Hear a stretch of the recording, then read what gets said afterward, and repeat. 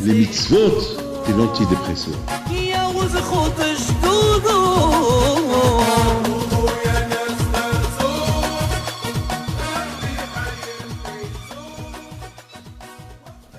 Bichout Moray Verabotaï, Bichout, le Balabaït, même qui n'est pas là.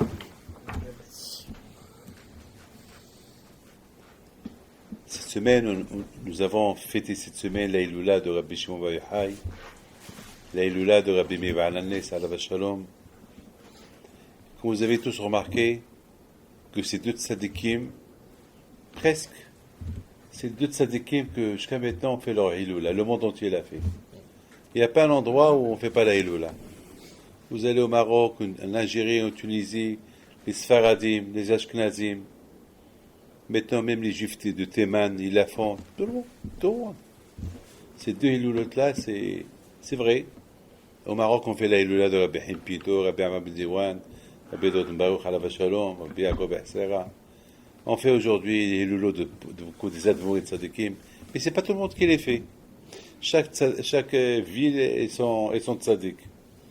Mais Rabbi Shimon Bar Yochai est devenu le tzaddik de tout le monde. Même Moshe Rabbeinu, on ne fait pas l'Aïloula qu'on fait à Rabbi Shimon Bar Yochai. Moshe Rabbeinu, il est mort le 7 Adar. Ce jour-là-bas, on jeûne. Il y a beaucoup de gens, mon père, il jeûnait. Il jeûnait, mon père, là-bas. Il n'y a pas d'Aïloulote. Et pourtant, il y a plein de tzadikim. Pratiquement, on ne fait pas leur Hiloula. Bon, il y a ceux qui veulent dire que c'est quand même. Alors, peut-être, j'ai une autre question. Vous savez que parmi les. Rabbi Akiva, il a perdu ses élèves, 24 000 élèves. Sur 24 000 élèves qu'il a perdus, ils sont restés 5. Et parmi les 5, c'est Rabbi Shimon Bar Yochai et Rabbi Meir Baal HaNes. Ah, pourquoi on ne fait pas les autres? Alors, c'est parce que c'est pour commémorer ces tzadikim qui ne sont pas morts, alors que pourquoi on ne fait pas pour les autres? Pourquoi on ne fait que pour ceux-là? Il doit avoir une raison très très particulière pourquoi on fait la Hiloula de Rabbi Shimon Bar Yochai et celle de Rabbi Meir. Et surtout celle de Rabbi Shimon Bar Yochai. Parce que là, on l'appelle Hiloula. Hiloula, ça veut dire un mariage. Et c'est quoi un mariage? Vous savez ce qu'est un mariage? Tout le monde sait qu'un mariage, c'est un homme et une femme qui se marient et qui deviennent une seule personne. C'est-à-dire que la Hiloula, lorsqu'on fait l'Hiloula d'un tzaddik, c'est-à-dire qu'on fait la Hiloula d'un tzaddik pour être une seule personne. On devient une seule personne. C'est-à-dire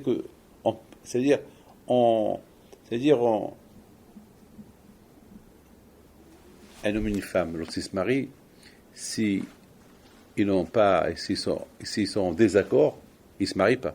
Et s'ils se marient, c'est un divorce. Comme hier, par exemple, il y avait un couple qui est venu chez moi hier, et ce couple-là, c'est le garçon, il est religieux, et la fille, vraiment, elle n'est pas du tout religieuse. Mais ils s'aiment, ils veulent se marier. Moi, j'ai conseillé non. Parce que ça ne va pas y aller. Ça ne va pas marcher. C'est perdant, haram, dommage. Parce que elle lui dit devant moi, elle dit, ne crois pas que je vais faire Shabbat. Devant moi, elle lui dit devant moi, ne crois pas que je vais le mikvé. Alors je regarde le monsieur, je lui dis, alors, Mar, attends, t'es fou ou quoi? Tu entends ce qu'elle dit? Alors, qu'est-ce qu'il répond? Mais tu vas changer. Alors, elle dit, je vais changer. Pour le moment, je ne vais pas changer. Et moi, je lui dis, elle ne va pas changer. Mais je lui dis, elle ne va pas changer. Ne fais pas cette bêtise-là. Elle ne va pas changer. Elle t'avertit. Fais attention. Hiloula, c'est un mariage. Un mariage, quoi un mariage? Un mariage, ça veut dire qu'il faut que le couple partage tout. Partage la vie conjugale, comment ils vont vivre. Aider. Ça veut dire que, vous savez que dans un mariage, c'est pas donne-moi. Dans le mariage, il faut savoir aussi donner. Je voudrais simplement vous dire que dans un mariage, j'ai vu dans un livre de Torah qui dit qu'un mariage, il ne faut pas s'attendre à recevoir. Il faut s'attendre qu'à donner. Il ne faut pas s'attendre à recevoir. Il faut s'attendre à donner. C'est tout. Il faut s'attendre à donner. Alors je lui dis, c'est là, et ta vérité de maintenant?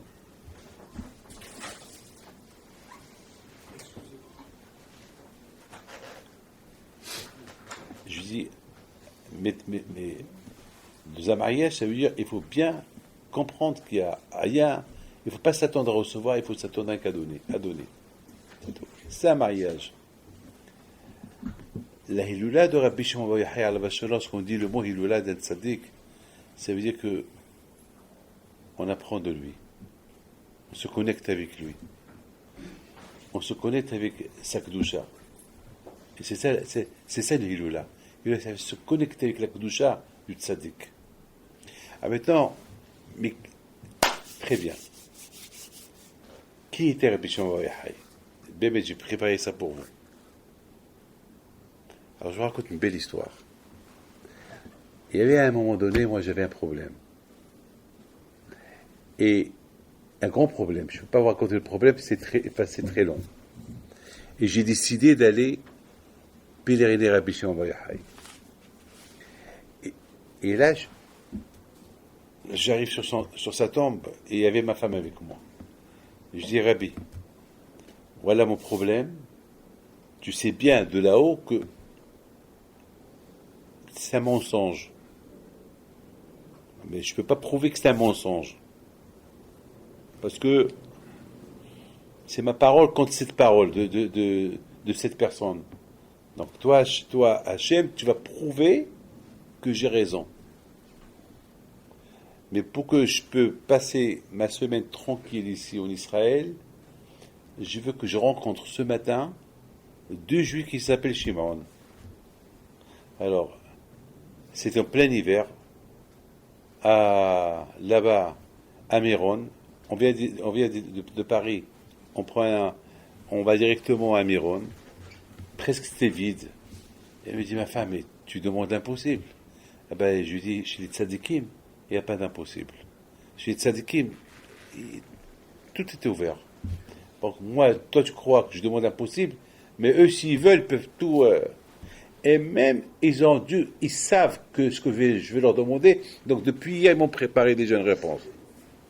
Parce qu'ils savent pourquoi je suis venu. Donc ça veut dire déjà une semaine donc je demande que je vais rencontrer dans l'heure à venir 2 Juifs que je connais qui s'appellent Shimon. Et si je vois ça, ça veut dire que mon problème il est réglé.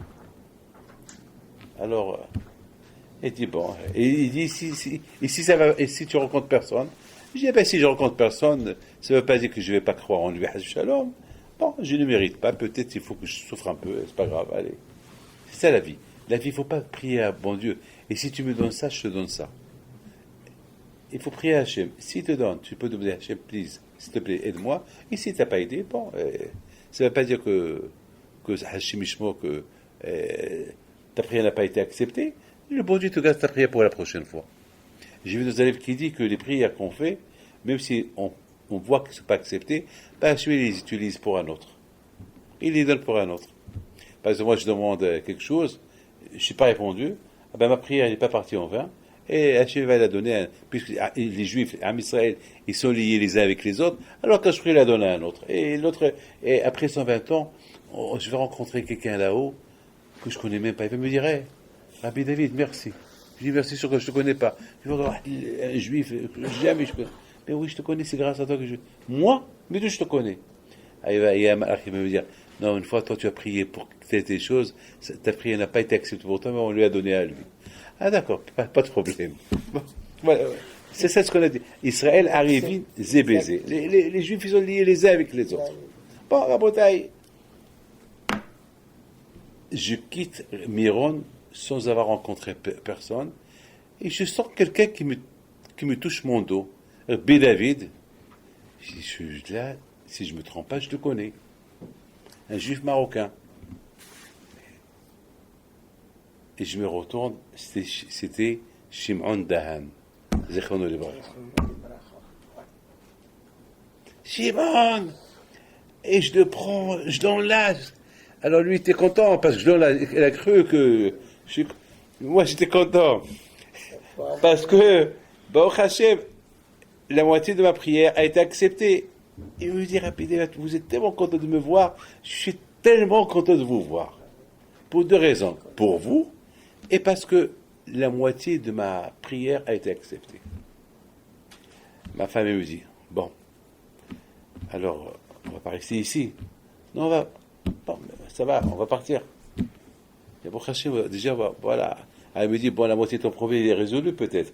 Je dis, la moitié, non. Moi, je veux tout ou rien. Elle me dit, mais tu demandes trop. Je dis, non, je demande rien.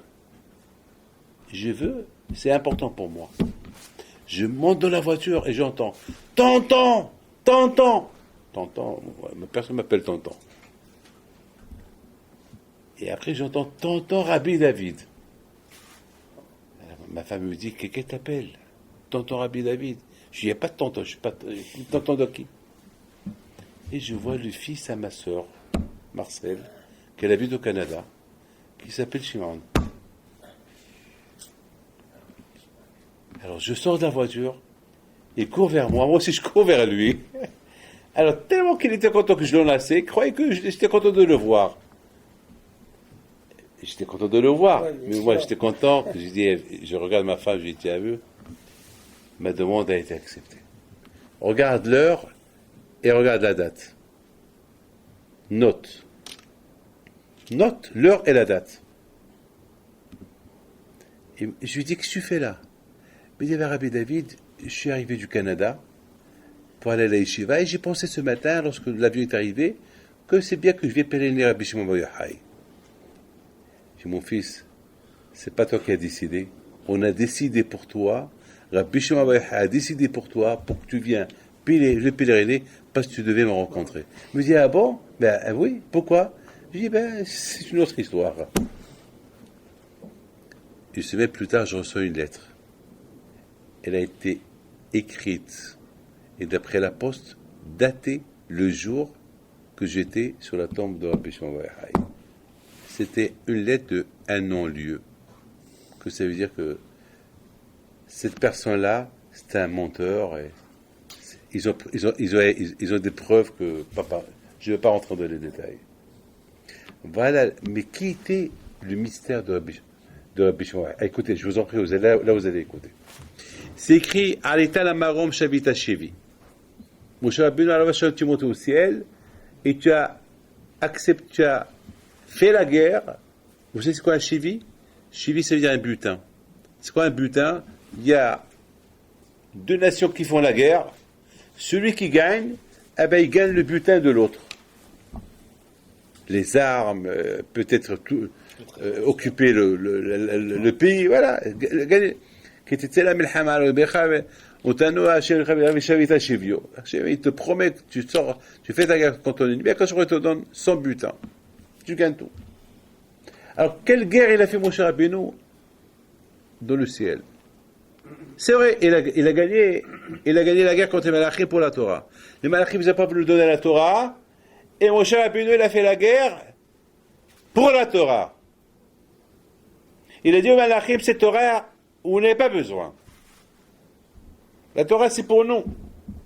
Vous êtes des malachim, vous êtes des anges. Vous n'avez pas de Sarah, vous ne mangez pas, vous ne volez pas, vous ne tuez pas, il n'y a pas de femme, il n'y a pas d'adultère chez vous. Il n'y a pas de vol, il n'y a rien, il n'y a pas d'abondazara chez vous.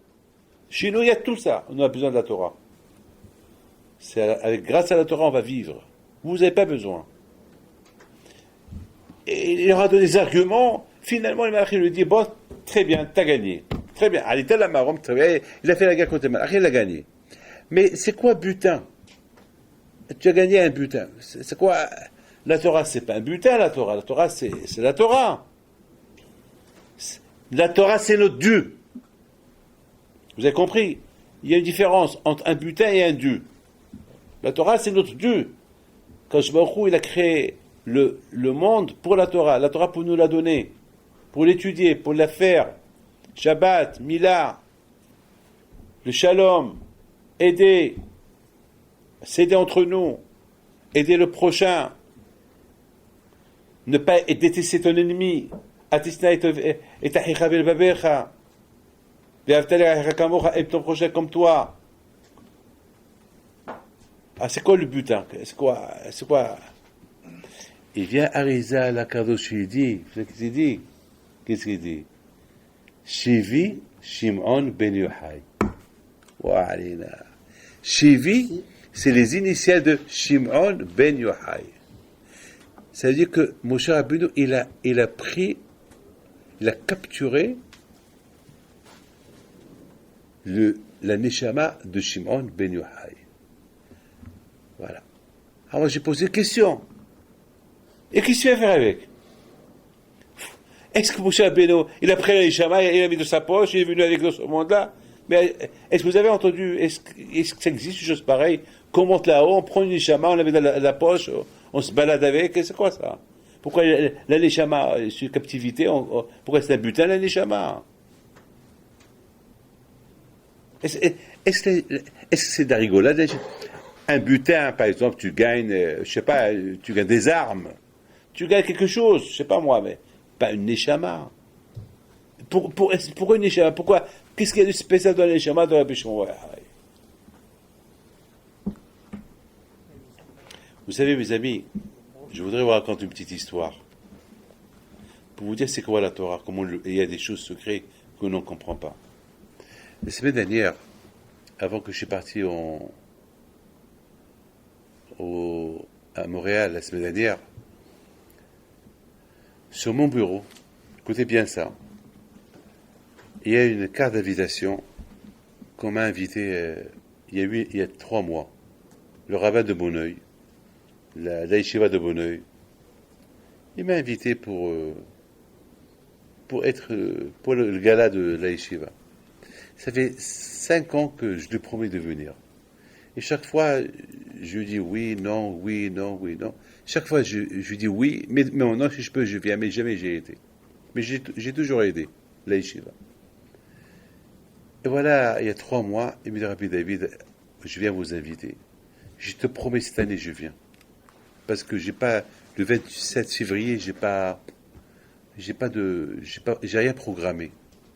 Elle m'a dit, je peux écrire votre nom? Oui, tu peux écrire mon nom. Alors, qu'est-ce qu'il fait? Il me dit, voilà. Je l'ai écrit. Ah, d'accord. Alors, si Dieu veut, je viens. Je prends la carte, je la mets sur mon bureau. Il me dit, est-ce que je peux vous demander autre chose? Il me dit oui. Je dis oui. Et dans le cas où vous ne pouvez pas venir, je ne sais pas, parce que on sait que vous voyagez souvent, au moins de venir nous donner un cours de Torah à la yeshiva. Je dis d'accord, je vous promets. Je prends, mais écrivez-le sur la carte. Je l'écris sur la carte et je prends la carte et je la mets comme ça en face. Ça fait 3 mois jusqu'à maintenant. Elle est encore là-bas. Chaque fois que je prends la carte pour la mettre à la Gnisa, je la mets dans la Gnisa et je la reprends. Non, David, tu ne peux pas, parce que tu n'as pas encore donné le cours de Torah. Ce Rav, le Rosh Yeshiva, t'a invité, il faut que tu le donnes. La semaine dernière, lundi dernier, je prends la carte, je dis, ça y est, il faut que je l'appelle. Il faut que je l'appelle pour fixer un rendez-vous. Cette semaine, il faut avant mercredi, avant que je pars à Montréal, je m'arrange avec lui. Ça y est, basta. Ça y est, il faut que je le fasse. Mardi matin, lundi matin, j'ai peur de vous oublier, mais lundi matin peut-être, je vais à la yeshiva pour faire la prière, 7h du matin, lundi au mardi, je ne peux pas vous dire, lundi au mardi. Je rentre dans mon bureau, 32 rue du Plateau, et je m'assois. Alors, j'entends qu'on tape à la porte. Est-ce qu'on commence Houdou? Je dis, commencez Houdou. Et j'ouvre les tiroirs. Et le dernier tiroir, il y avait un calepin, des adresses, des téléphones. Et je me suis dit, tiens, je veux voir ce qui se passe. Je vais effacer les noms que je n'ai pas besoin. Est-ce que tu fais ça avant la prière? Ça fait 5 ou 6 ans qu'il est là-bas. C'est méthode que tu choisir quelle adresse tu veux. Mais c'est pas normal, c'est pas logique. Ou pas? C'est pas logique. Mais vous allez voir comment le bon Dieu fonctionne. Le puzzle d'Hachem, nous ne le comprenons pas. Hachem, il a son propre puzzle. Et après, tu colles et tu vois des choses incroyables qui arrivent.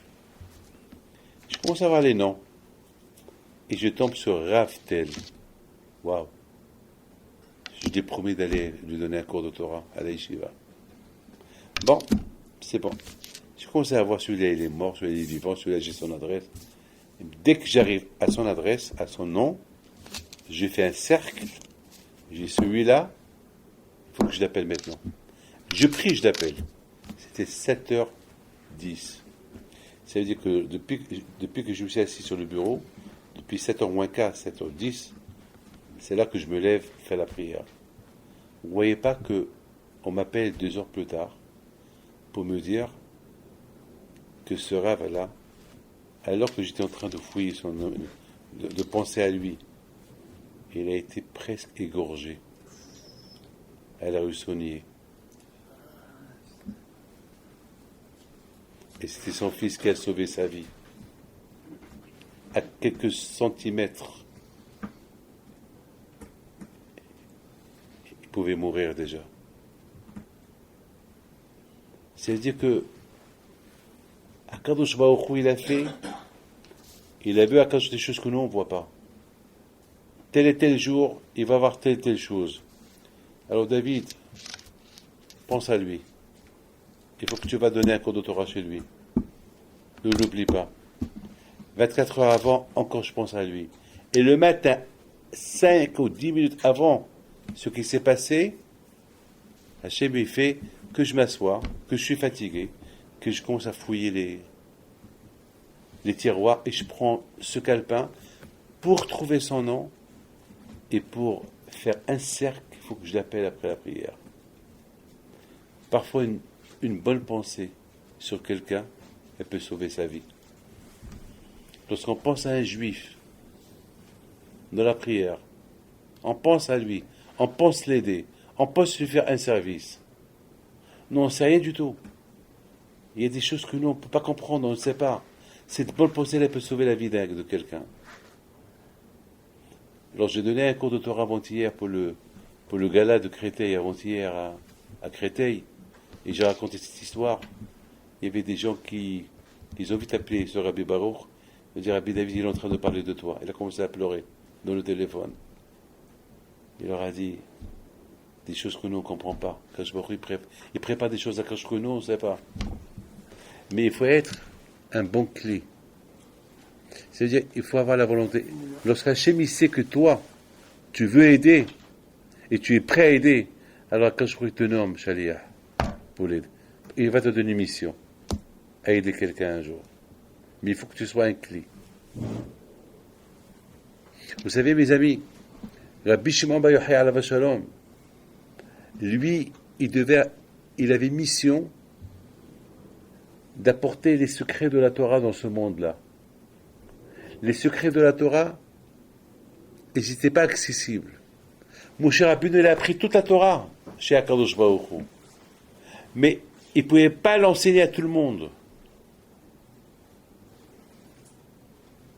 Ne croyez pas que la Torah c'est facile. Les secrets de la Torah, il faut déjà qu'on accepte la Torah orale, écrite pardon, la Torah avant de dire les secrets de la Torah. Déjà, est-ce qu'on fait les choses simples? Avant de définir Rabbi Shimon Bar Yochai, est-ce que tu es comme Rabbi Meir? Il y a quelqu'un qui m'a dit, Rabbi David, j'ai envie d'être comme Rabbi Chaim Pinto. Comme ça il m'a dit.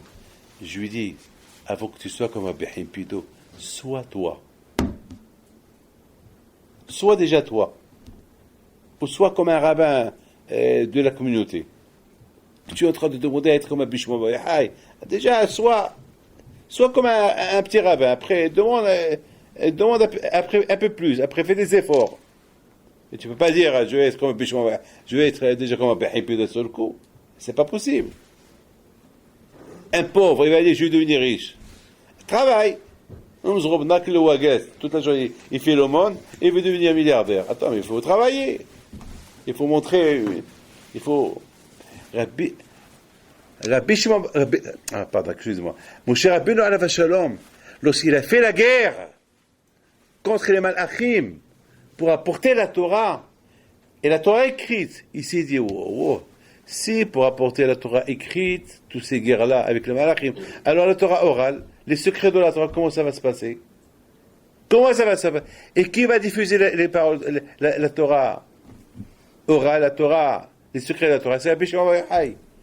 Donc lorsque Hachamim ils disent, Alita la marom shavita shivi, toi Moshe Rabbeinu tu es monté là-haut et tu as fait la guerre contre les malachim et tu as pris un butin, c'est pas la neshama elle-même. Il a tracé, il a préparé que lorsque Rabbi Shimon Bar Yochai vient de ce monde-là, eh bien, il viendra sans problème. C'est ça le problème, c'est ça, Shavita Shivi. C'est pas il a fait la guerre, il a porté un butin, ça veut dire il a apporté, il a apporté le potentiel, ça veut dire il a préparé le chemin pour Rabbi Shimon Bar Yochai pour qu'il puisse venir dans ce monde-là sans problème.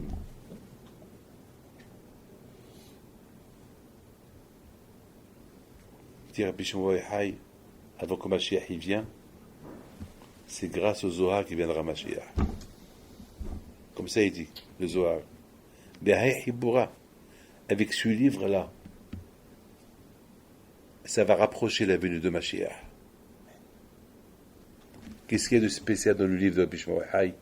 Les secrets. Les secrets de la Torah. Comprendre mieux la Torah. Moshe Rabbeinu est monté là-haut. Il a mené la guerre pour apporter la Torah. Il a gagné le malachim. La Torah n'est pas pour eux, pour vous. Ils ont dit d'accord, la Torah n'est pas pour nous, mais c'est pas la peine de prendre les secrets. Les secrets de la Torah, vous n'avez pas besoin. Il leur dit Moshe Rabbeinu. Et pour mieux la comprendre, on a besoin de ces secrets. À quoi ça sert que vous voyez un coffre plein d'argent, mais vous n'avez pas les clés? Vous n'avez pas le code. Mais voilà, on vous donne un cadeau empoisonné. Un coffre. Il y a là-bas des milliards de dollars, mais vous n'avez pas le code. Vous n'avez pas les clés. Moi, je suis milliardaire, mais à quoi? À quoi ça sert? Je suis milliardaire, mais à quoi? Avec quoi? Pour être milliardaire, il faut que je profite de mon argent. C'est bien, on est milliardaire en Torah, mais si on ne comprend pas les secrets de la Torah, ça sert à quoi? Ça sert à quoi? C'est la raison pourquoi Rabbi Shimon Bar Yochai alav shalom, et Moshe Rabbeinu alav shalom, il a préparé la venue de Rabbi Shimon Bar Yochai dans son monde sans problème. Alita la marom shavita shivi. Il a fait la guerre pour enlever la Torah des malachim. Il a pris un butin. C'est quoi le butin? Le potentiel, ce qu'il va apporter Rabbi Shimon Bar Yochai. Il a pris dans ses mains. Lorsque Rabbi Shimon il va venir sans rien du tout, mais la Torah, les secrets, il attend déjà en bas. C'est comme par exemple, beaucoup des fois, on va dormir, on prépare une petite enveloppe, le matin on se lève pour partir, on laisse l'enveloppe à la femme, voilà, l'argent pour les achats. Voilà. Mon cher Rabbeinu l'a porté, hein, voilà. Alors tu te réveilles, lorsque tu es dans ce monde-là, voilà, tu vas trouver tendu. Mes amis, je voudrais vous dire une chose. Moi, je ne suis pas quelqu'un... Moi, vous savez, moi j'ai une grande émouna. Grâce à il ne me manque rien du tout. Je vous le dis. J'ai pris à Kadosh Baruch Hu. Je vous dis une chose. Chaque année, j'ouvre une yeshiva. Je ne peux même pas vous dire, c'est inimaginable. Vous savez, je n'ai pas de budget. Et beaucoup de fois, je dis à Kadosh Baruch Hu, voilà, j'ouvre pour toi, mais à toi de m'aider. Tu m'aides pas, je ferme. Et si je ferme, c'est toi qui perds. Alors tu veux pas perdre, tu m'aides. Tu m'aides et je t'aide. Tu m'aides et je t'aide. Et j'ai raconté tout à l'heure à Charlie une chose qui s'est passée hier. Bon, à ce moment-là que je vous parle, dans le mois prochain, cette année, grâce à Dieu, on a ouvert 3 yeshivot cette année. Et c'est l'année Zamak la plus dure. Cette année de la crise. Voilà, on a ouvert au 17e, avec, il y a là-bas 25 avrichim qui étudiaient la Torah. Et on a ouvert la yeshiva à Ashdod, une autre yeshiva à Ashdod. Et dans un mois, en Argentine, on ouvre la yeshiva en Argentine. Et c'est pendant la crise. Et je vous racontais une petite chose qui s'est passée hier. Hier, c'était le 1er mai. William Arsenault a payé tout le monde. J'étais sûr que ça payait tout le monde. Oui, j'ai payé tout le monde. Mais Rabbi David, un miracle, il n'y a plus rien. Très bien. Mon beau-fils, qu'il arrive, il dit Rabbi David, le nouveau Rosh Kollel, il n'a pas payé. On ne l'a pas payé. Je dis, comment je vais faire? Pourquoi tu ne me l'as pas dit? J'ai oublié. J'avais un peu de canadien que quelqu'un m'a donné la semaine dernière. J'ai dit, tu sais quoi? Tiens cette enveloppe-là. Il vient 1 heure plus tard, il me dit, Rabbi, c'était exact. Mais maintenant j'ai oublié, il y a l'autre que j'ai pas payé. J'ai dit, attends, tu es en train de jouer avec moi là, comment je vais faire? C'est le 1er mai. Et moi, j'aime pas payer les gens. Écoute-moi, tu attends. Il va attendre. Rabbi David, demain, il a besoin de son argent. Bon, ça va, si Dieu décide demain, Dieu est grand, on va le payer d'ici demain. Il va recevoir un chèque d'ici demain, il recevra son chèque. Il me dit, bien aujourd'hui. Je dis, écoute, tout aujourd'hui. Écoutez bien. Je dis, maintenant, je reçois les gens maintenant, il ne faut pas me perturber. Dieu, Allah, Dieu est grand. Vous voyez pas que William Arsenault rentre chez moi et me dit, Rabbi David, il y a tel et tel de Miami qui vient.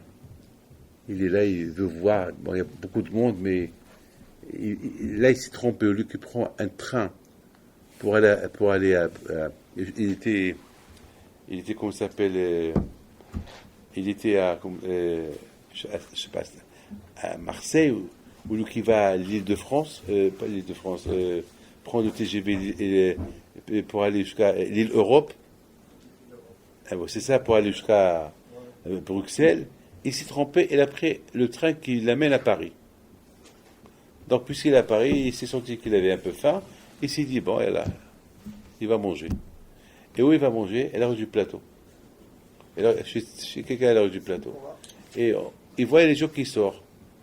Et puisqu'il dit, vite, il voit William. Il me raconte tout ça. J'ai dit, alors dis-moi, alors ça veut dire que tu t'es trompé. Au lieu que tu vas aller à l'Europe, tu as préparé. Il me dit, oui. C'est pas vrai. Tu t'es pas trompé. C'est Hachem qui t'a mis dans le train de Paris. Et pourquoi tu venais à l'heure du Plateau? Ben, je me suis trompé. Je t'ai dit, c'est Hachem qui veut que tu viennes à la rue du Plateau. Il me dit, pourquoi? Je dis, pourquoi? On verra ça plus tard. Je reste avec lui un peu. Vous ne voyez pas que la somme qu'il m'a laissée sur la table, c'est la somme exacte. Et Hachem, il est témoin que je devais donner à ce Rosh Kollel. Comment vous comprenez ça? Et comment vous comprenez l'histoire le numéro de téléphone, l'adresse? Pense à ce monsieur-là en pleine prière. Ça, Rabotaï, c'est des choses pour savoir que nous, on n'est que des pions. On n'est rien du tout. C'est Hachem qui décide. Mettez ça dans la tête. C'est Hachem. Et c'est la raison pourquoi il faut toujours dire que Hachem décide bien les choses pour nous. Il faut toujours prier que Hachem il décide des bonnes choses pour nous. Et c'est ça, Rabotaï, le kouah de Rabbi Shimon Bar Yochai. Le kouah de Rabbi Shimon Bar Yochai, c'est la raison pourquoi jusqu'à maintenant, parce que la force de Rabbi Shimon Bar Yochai, elle est double. Deux. Première chose, pour les rabbanim, pour ceux qui étudient la Torah, on comprend la Torah mieux avec les secrets de la Torah, avec le Zohar, comment la façon, comment Rabbi Shimon. D'ailleurs, la Hassidoute, elle est basée sur la Torah. Nous, les Marocains, et les Tunisiens et les Algériens, la plupart de nos coutumes, ils sont basés sur le Zohar. Ils sont basés sur la Kabbalah. Ils sont tous basés sur la Kabbalah. C'est pas, ne croyez pas que même la prière, notre façon de prier, tout ça, c'est de la Kabbalah, tout ça. Donc ça veut dire qu'on a gagné deux choses avec la Neshama de Rabbi Shimon Bar Yochai. Primo, c'est un événement spectaculaire. Parce que s'il n'y avait pas... Parce que Rabbi Shimon Bar Yochai, lui, c'est lui qui devait nous apporter, nous traduire ces éléments des secrets de la Torah. Or, s'il ne vient pas, si sa Neshama ne vient pas dans ce monde-là, c'est un problème. Et s'il vient sur les secrets de la Torah, c'est un problème. Et s'il vient avec les secrets de la Torah, les malachim ne vont pas le laisser. Donc Moshe Rabbeinu, il a préparé sa venue. Donc ça veut dire que Rabbi Shimon bar Yochai, il devient le capital, c'est le capitaine de la Torah. Vous savez qu'est-ce qu'on dit? Naase Adam ne'ema ba'aborecha bar Yochai. C'est quoi Naase? C'est que lorsque Hachim il a dit on va faire un homme, il a pensé à Rabbi Shimon bar Yochai. Naase Adam, on va faire un homme comme Rabbi Shimon bar Yochai, ne'ema ba'aborecha. Pourquoi Rabbi Shimon bar Yochai? Parce que c'était lui la clé essentielle des secrets de la Torah. Moshe Rabbeinu l'a apporté les secrets de la Torah, mais il ne pouvait pas les donner. Il n'avait pas ce pouvoir de les distribuer, de les dévoiler. Il y a un Rabbi Shimon bar Yochai seul. Il a eu cette permission-là. C'est la raison pour qu'on lui fait la fête.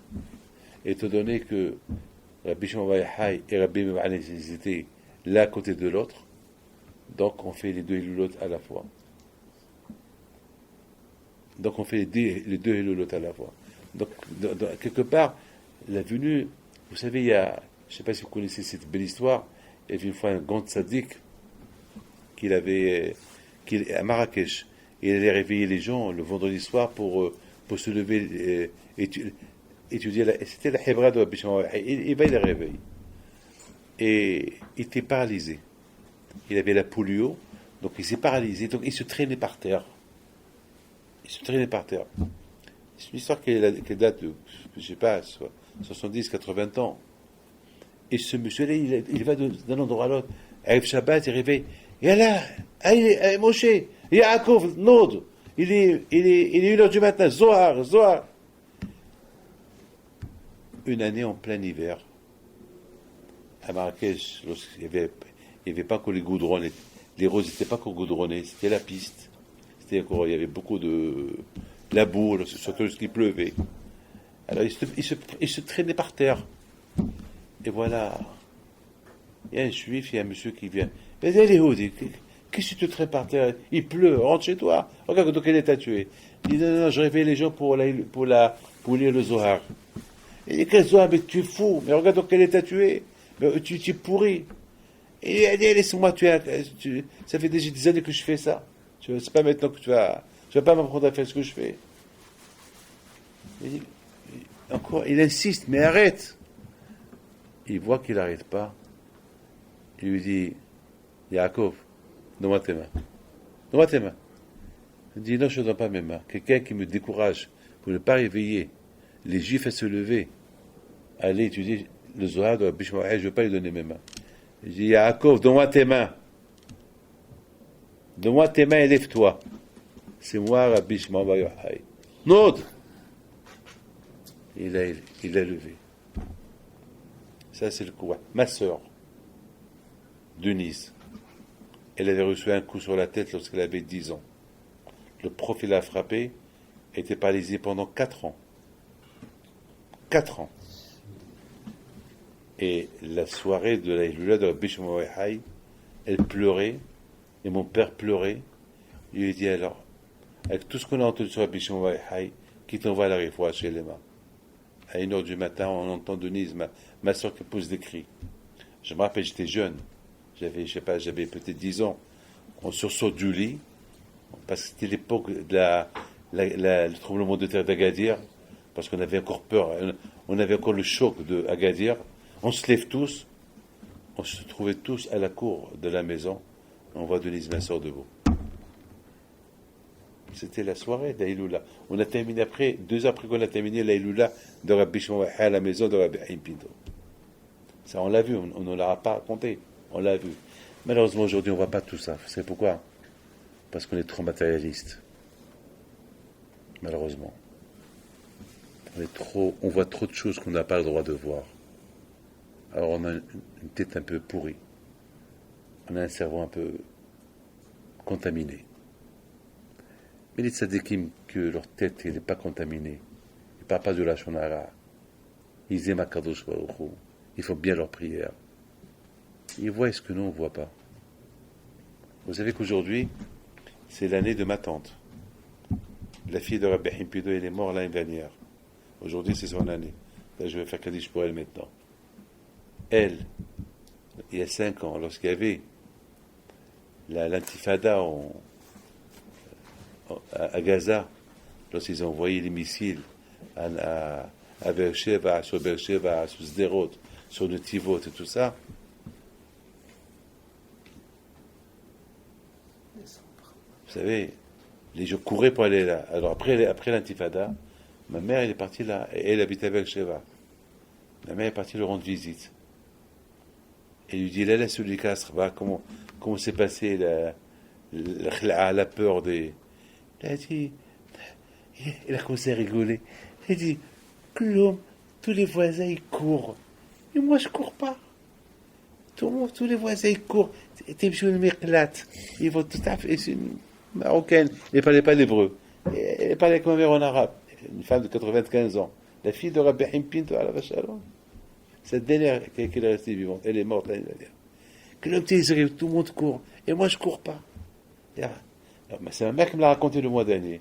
Et ma mère lui dit, pourquoi et personne t'accompagne au Miklat? Là, pourquoi je vais au Miklat? Ah, il bat, bébé, et mon père, il me protège. Et mon père, comme ça. Et mon père me protège. Alors, qu'est-ce qu'elle fait? Elle se lève, elle marche doucement, et elle ouvre la porte. C'est les anciens bâtiments de Amigo de l'époque. Et dit à ma mère, t'as un zipsita, j'apporte la chaise, autant et j'ouvre la porte, autant gis-fsita, et je m'assois sur la chaise, autant choufi bahbibi et gis-fdrose. Et je vois mon père à la Shalom, il s'assoit sur les escaliers, il reste là-bas, et je me regarde et je le regarde. Une fois que la hazaka, la sirène, elle s'arrête, lui, il s'en va, et moi aussi, je ferme la porte et je rentre. Et après, tout le monde vient. Comment vous comprenez ça? Dites-moi. Ça, c'est la fille de Rabbi Pito qui raconte. C'est aujourd'hui. Son année, c'est aujourd'hui. Comment? Alors, ma mère, elle lui repose la question. Quoi, tu vois ton père? Il lui dit, ah là, il bébé. Ah là, quel tmimout.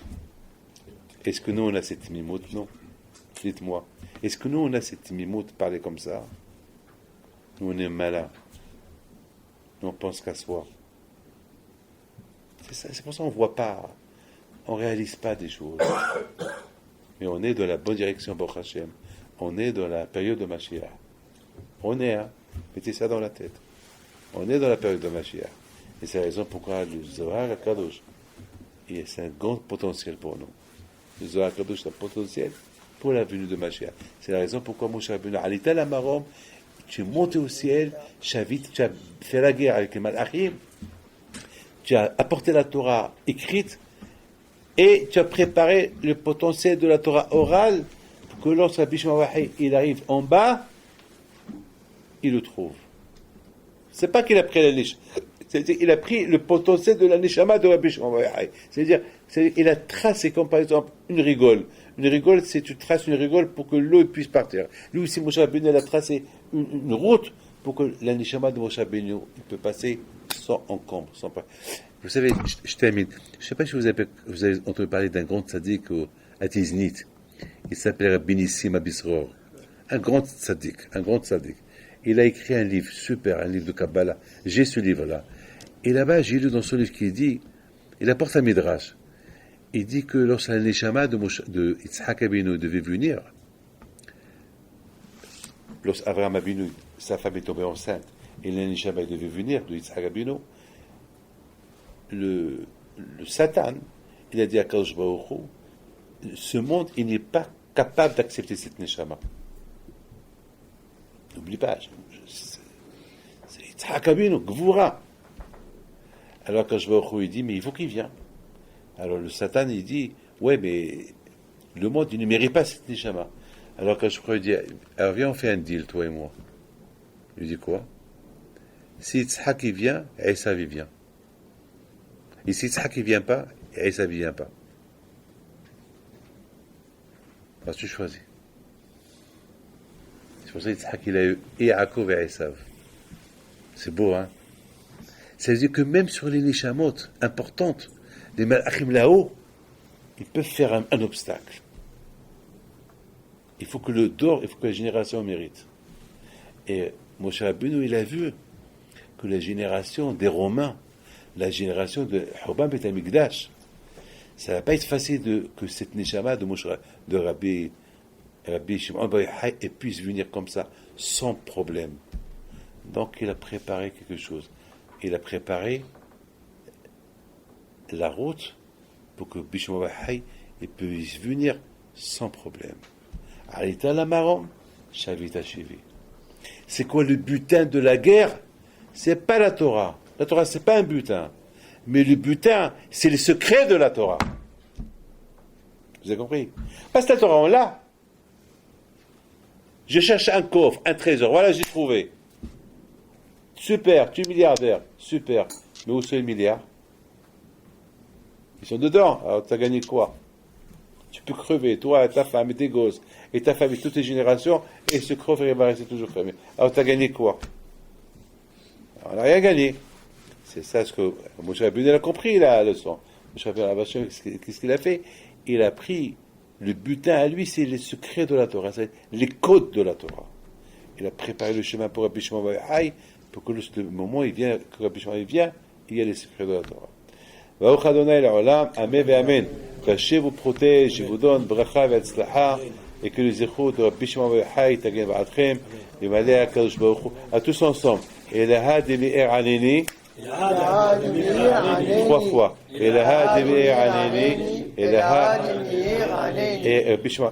de Bar Yochai aneni, et la de Bar Yochai aneni, et la de Bar Yochai aneni. Qu'Hakadosh Baruch Hu vous protège, il donne la santé à Baal Habayit Shalom, qu'il ait ratson, sa famille, sa femme, ses gosses, et que le bon Dieu vous protège à vous tous, et vous donne par la Satova, Aliyah Batorah Bat Shameh.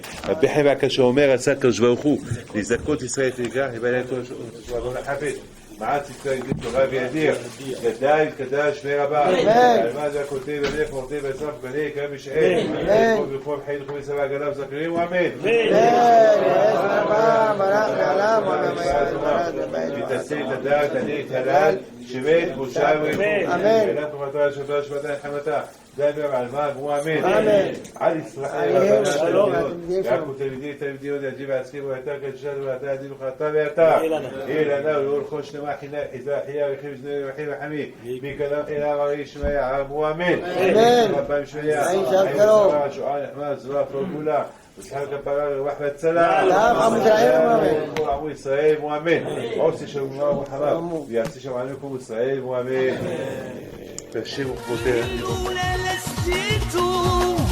على الهرب دافيد بنتو لولا لسيتو الهرب دافيد بنتو لو ضويا العيال